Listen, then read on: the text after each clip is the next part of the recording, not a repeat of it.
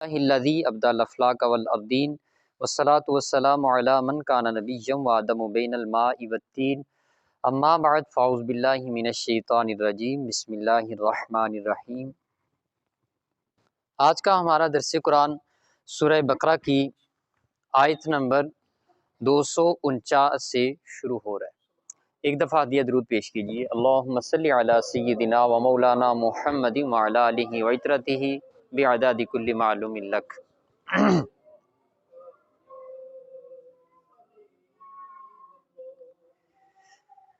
فلما فصل طالوت بالجلود، پھر جب طالوت اپنے لشکر کو لے کر روانہ ہوا، قال ان اللہ مبتلیکم بنہر، بے شک اللہ تمہیں ایک دریا کے ذریعے آزمائش میں مبتلا کرے گا۔ یہ اہل لشکر سے کہا گیا۔ فمن شرب منہ فلیس منی، سو جس نے اس سے پانی پی لیا وہ میرے طریقے پر نہیں ہوگا۔ ومن لم یطعمہ فإنہ منی الا من اغترف غرفۃ بیدی، اور جس نے اس دریا سے صرف ایک آدھا چلو پیا وہ میرے طریقے پر ہی رہے گا۔ فشربوا منہ الا قلیلا منہم، تو اس میں سے اکثر نے پیا چند ایک کے علاوہ۔ فلما جاوزہ هو والذین آمنوا معہ قالوا لا طاقت لنا اليوم بجالوت وجنود، پھر جب طالوت اور اس کے ساتھ ایمان والے اس دریا سے گزر گئے تو پانی پینے والوں نے کہا آج جالوت اور اس کے لشکریوں سے لڑنے کی ہم میں طاقت نہیں ہے۔ اس آیت میں یہ ذکر ہوا، کل ہم نے جیسا پڑھا تھا کہ حضرت طالوت لشکر کو لے کر گزر رہے تھے تو راستے میں دریا تھا جس کو عبور کرنا تھا۔ اب ان کے لیے حکم یہ دیا گیا کہ آپ نے سیر ہو کے پانی نہیں پینا، یعنی کہ پیٹ بھر کے یہاں سے پانی آپ نہیں پیئیں گے، البتہ چلو بھر کے پی سکتے ہیں۔ اس کا مقصد یہ تھا کہ جان بچانے کے لیے پی سکتے ہیں، بصورت دیگر آپ شکم سیر ہو کے وہ پانی نہیں پیئیں گے۔ اب وہ لوگ جو تھے وہ کافی پیاسے تھے، جو آپ کے ساتھ لشکر تھا 80,000 کے قریب، جو ان سے رہا نہ گیا۔ ان میں سے اکثر لوگوں نے اس دریا سے پانی پی لیا چند ایک کے علاوہ۔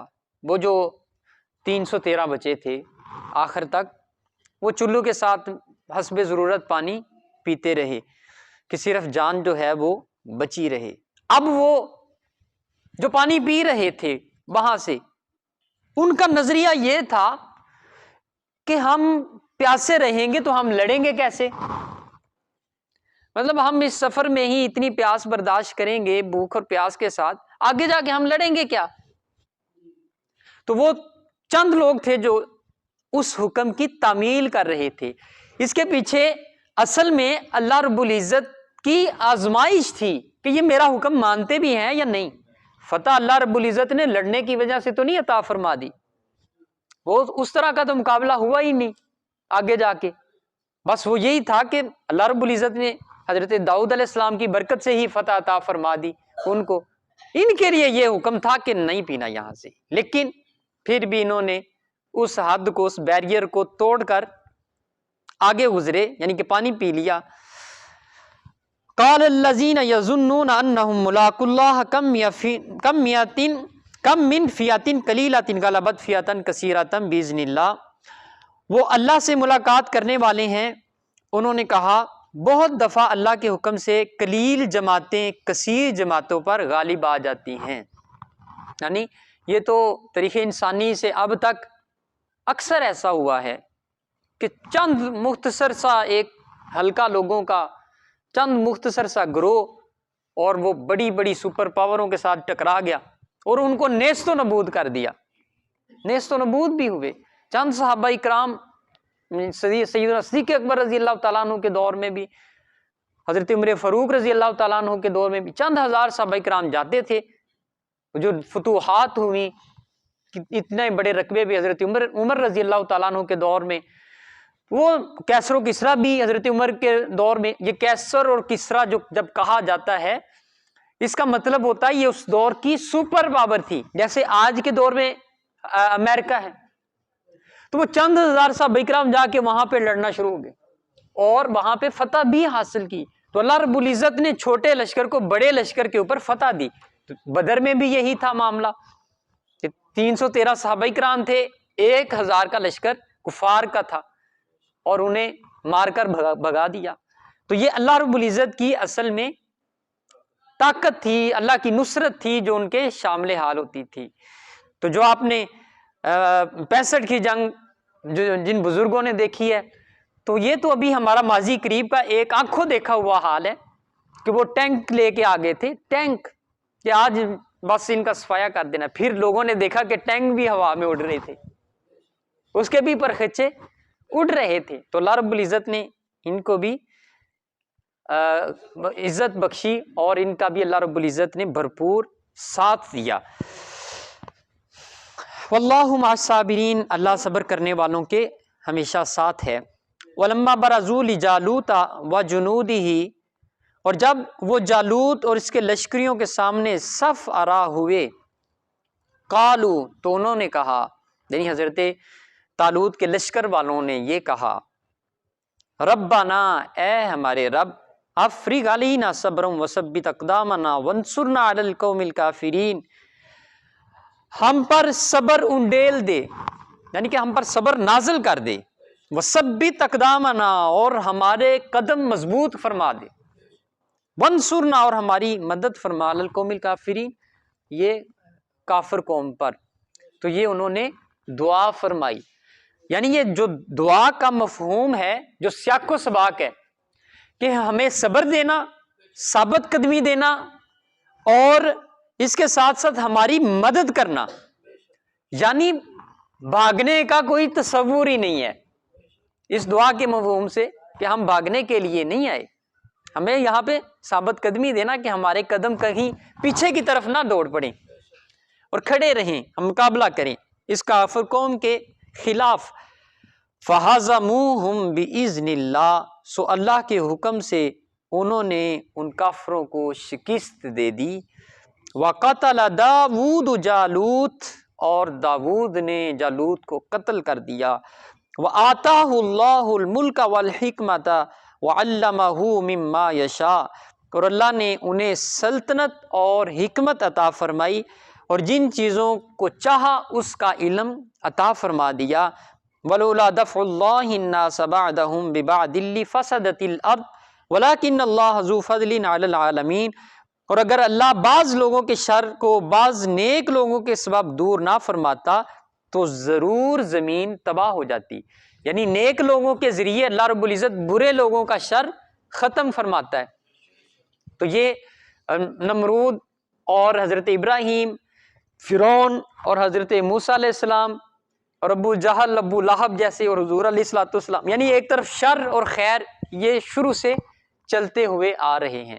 تو یہ حضرت طالوت، ان کے مقابلے میں جالوت، حضرت داؤد علیہ السلام بھی اسی میں شامل ہیں.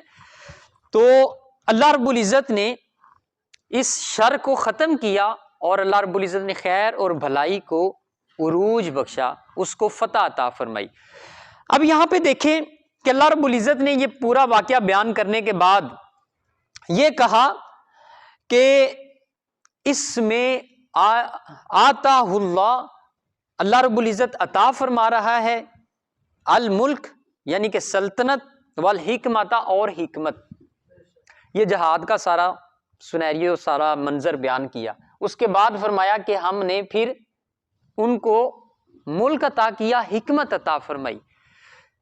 یہ جہاد جو ہے اس پہ ہم بڑی لمبی بات کر چکے پہلے پاروں میں بھی، پہلے سپارے میں بھی اور دوسرے سپارے میں، ان کی شروع کی ابتدائی آیات میں.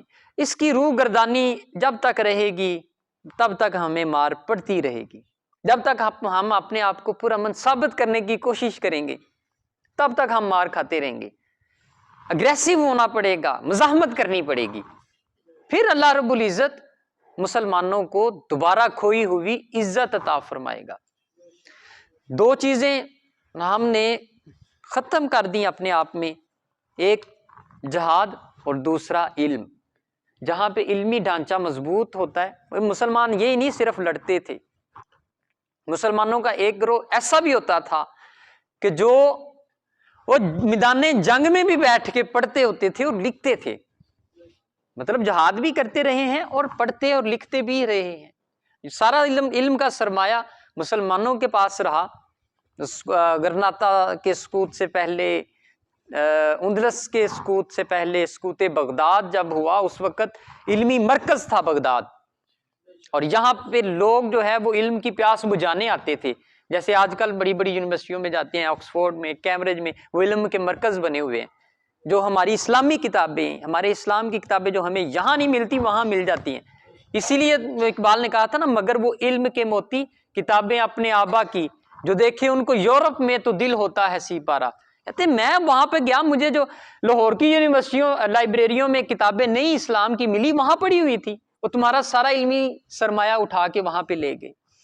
تو بہرحال یہ اس کو اپنانا پڑے گا. اس کے بعد کہا تِلْکَ آیَاتُ اللَّهِ نَتْلُوهَا عَلَيْكَ بِالْحَقِّ، یہ اللہ کی آیات ہیں جنہیں ہم حق کے ساتھ آپ پر تلاوت فرماتے ہیں. وَإِنَّكَ لَمِنَ الْمُرْسَلِينَ، بے شک آپ ضرور رسولوں میں سے ہیں. یعنی یہ حضور علیہ الصلوۃ والسلام کے ساتھ خطاب فرمایا کہ حبیب صلی اللہ علیہ وسلم یہ اللہ کی آیتیں ہم آپ پر تلاوت فرما رہے ہیں. مطلب آئی حضرت جبریل علیہ السلام کے ہی ذریعے ہیں، یعنی کہ جبریل کے تلاوت کرنے کو بھی اللہ رب العزت فرما رہے کہ یہ میں ہی تلاوت فرما رہا ہوں. جیسے حضور علیہ الصلوۃ والسلام نے جب بیعت لی تو اللہ رب العزت نے فرمایا، حدیبیہ کے مقام پہ بیعت لی صحابہ کرام سے، تو اللہ رب العزت نے فرمایا ان الذین یبایعونک تحت الشجرہ، یہ جو لوگ درخت کے نیچے بیٹھ کے بیعت لے رہے ہیں یہ اصل میں اللہ سے بیعت کر رہے ہیں. ایسے ہی حضور علیہ الصلوۃ والسلام نے غزوہ بدر میں کنکر اٹھا کے پھینکے، کنکر اٹھا کے کفار کی طرف پھینکے، تو اللہ رب العزت نے فرمایا وَمَا رَمَيْتَ إِذْ رَمَيْتَ وَلَٰكِنَّ اللَّهَ رَمَىٰ، کہ جب یہ پتھر پھینک رہے تھے آپ، تو یہ آپ نہیں پھینک رہے تھے، اللہ پھینک رہا تھا. تو یہ اللہ رب العزت کا انداز محبت ہے کہ وہ کسی کے عمل کو کہہ دے کہ یہ میرا ہی عمل ہے. تو یہ اللہ رب العزت کی شان ہے کہ وہ کسی بھی اپنے نیک برگزیدہ بندے کے عمل کو اپنی طرف منسوب کر لیتا ہے.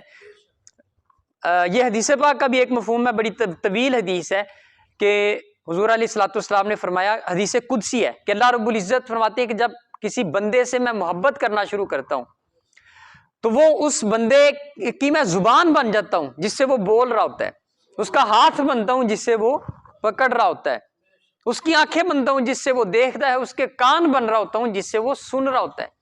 یعنی اللہ رب العزت کی ذات اس کے اندر صلاحیت کر جاتی ہے، اس کی گھل مل جاتی ہے. اب دیکھیں نا، اگر کسی سولڈ چیز میں، جو لیکوڈ سولڈ بھی ہوتا ہے، مثال کے طور پہ تیل ہے، تیل کے اندر پانی حل کرنے کی کوشش کریں تو نہیں ہوتا. کیونکہ اس کے اندر وہ حیت نہیں ہے، اس کے اندر وہ صلاحیت نہیں ہے کہ وہ حل کر سکے پانی کو اپنے اندر. ٹھیک ہے، اب پانی کو حل کرنے کی صلاحیت کس میں ہے؟ پانی کو حل کرنے کی صلاحیت کس میں ہے؟ دودھ میں ہے. پانی جاتا ہے وہ اس میں حل ہو جاتا ہے، اس میں شامل ہو جاتا ہے، گل مل جاتا ہے. اگر دودھ کی مقدار بڑھتی رہے اور پانی کی مقدار بڑھاتے رہیں تو وہ آہستہ آہستہ پانی بالکل ہی ختم ہو جائے گا. اگر دودھ میں پانی ڈالنا شروع کر دیں اور پانی بڑھاتے رہیں تو دودھ ختم ہو جائے گا، اور اگر پانی میں دودھ ڈالنا شروع کر دیں اور دودھ ہی بڑھاتے جائیں تو وہ پانی بھی بالکل ختم ہو جاتا ہے، وہ اس میں گھل مل جاتا ہے، صلاحیت کر جاتا ہے. تو جب اللہ سے محبت اس درجے کی ہو جائے کہ ہم اللہ رب العزت کی ذات کا جو نور ہے اس کو اپنے اندر جذب کرنے کی صلاحیت پیدا کریں، تو پھر وہ مقام آتا ہے کہ جب اللہ رب العزت فرماتا ہے میں اس کی زبان بنتا ہوں جس سے وہ بول رہا ہوتا ہے، اس کے کان بنتا ہوں جس سے وہ سن رہا ہوتا ہے. تو یہ ایک بہت بڑا درجہ ہے اور یہ بڑی مشقت کے بعد ملنے والا درجہ ہے. ہمارا دوسرا پارہ یہاں تک مکمل ہو گیا. ایک آیت ہم تیسرے پارے کی شروع کرتے ہیں اور پھر انشاءاللہ العزیز اس سے آگے کل پڑھیں گے. تِلْكَ الرُّسُولُ فَضَّلْنَا بَعْضَهُمْ عَلَى بَعْضٍ، ان رسولوں میں سے ہم نے بعض کو بعض پر فضیلت دی. یہ جو رسول ہیں ان کو بعض پر فضیلت دی ہے. منہم من کلم اللہ ورفع بعضهم درجات، ان میں سے بعض سے اللہ نے کلام فرمایا، بعض کو بے شمار درجوں کی بلندی عطا فرمائی۔ ٹھیک ہے، مطلب اللہ رب العزت کا یہ اسلوب رہا کہ کسی نبی سے وہ کلام کرتے رہے، کسی سے اللہ رب العزت جو ہے وہ وحی کے ذریعے گفتگو کرتے رہے، کسی سے براہ راست رہے، کسی سے معجزہ عطا فرما دیا، کسی کو کوئی دے دیا، کچھ دے دیا۔ تو یہ فضیلت اللہ رب العزت اس کا اتار چڑھاؤ بیان فرما رہے ہیں کہ ایک کے بعد ایک کو فضیلت دیتے رہے، اور سب رسولوں سے اعلیٰ ہمارا نبی۔ وَآتَيْنَا عِیسَیٰ ابْنَ مَرْیَمَ الْبَیِّنَاتِ، اور ہم نے عیسیٰ ابن مریم کو واضح نشانیاں عطا فرمائیں۔ وَأَیَّدْنَاهُ بِرُوحِ الْقُدُسِ، اور ہم نے روح القدس یعنی جبریل علیہ السلام کے ذریعے ان کی مدد فرمائی۔ وَلَوْ شَاءَ اللَّهُ مَا اقْتَتَلَ الَّذِينَ مِن بَعْدِهِم مِّن بَعْدِ مَا جَاءَتْهُمُ الْبَیِّنَاتُ وَلَٰكِنِ اخْتَلَفُوا فَمِنْهُم مَّنْ آمَنَ وَمِنْهُم مَّن كَفَرَ، اور اگر اللہ رب العزت کی ذات یہ چاہتی تو ان کے بعد والے واضح نشانیاں آنے کے بعد آپس میں قتال نہ کرتے۔ وَلَٰكِنِ اخْتَلَفُوا فَمِنْهُم مَّنْ آمَنَ وَمِنْهُم مَّن كَفَرَ، لیکن انہوں نے اختلاف کیا سو ان میں سے کوئی ایمان لے آیا اور کسی نے کفر کیا۔ وَلَوْ شَاءَ اللَّهُ مَا اقْتَتَلُوا، اور اگر اللہ چاہتا تو آپس میں قتال نہ کرتے۔ وَلَٰكِنَّ اللَّهَ يَفْعَلُ مَا يُرِيدُ، لیکن اللہ وہی کرتا ہے جس کا وہ ارادہ فرماتا ہے۔ تو اس میں اللہ رب العزت نے حضرت عیسیٰ علیہ السلام کا ذکر فرمایا کہ اللہ رب العزت نے ان کو مدد فرمائی حضرت جبریل علیہ السلام کے ذریعے، یعنی کہ اٹھا لیا، آسمانوں پہ اٹھا لیا۔ جب لوگ ان کی طرف دوڑے ان کو شہید کرنے کے لیے، تو اللہ رب العزت نے اپنی مشیت کے ذریعے اپنی حضرت جبریل علیہ السلام کو وسیلہ بناتے ہوئے اپنی قدرت کاملہ کے ساتھ حضرت عیسیٰ علیہ السلام کو اس دنیا سے اٹھا لیا، گویا کہ ان کی اس انداز میں اللہ رب العزت نے مدد فرما دی۔ تو انشاءاللہ اس آیت کی مزید تفسیر بھی ہم کل پڑھیں گے۔ آج کے لیے اتنا کافی ہے۔ دعا ہے اللہ رب العزت جو کچھ بھی ہم نے پڑھا سنا سمجھا اس پہ عمل کی توفیق دے، جو نہیں سمجھ سکے اللہ رب العزت اس کی بھی ہمیں سمجھ عطا فرمائے۔ وما توفیق الا باللہ۔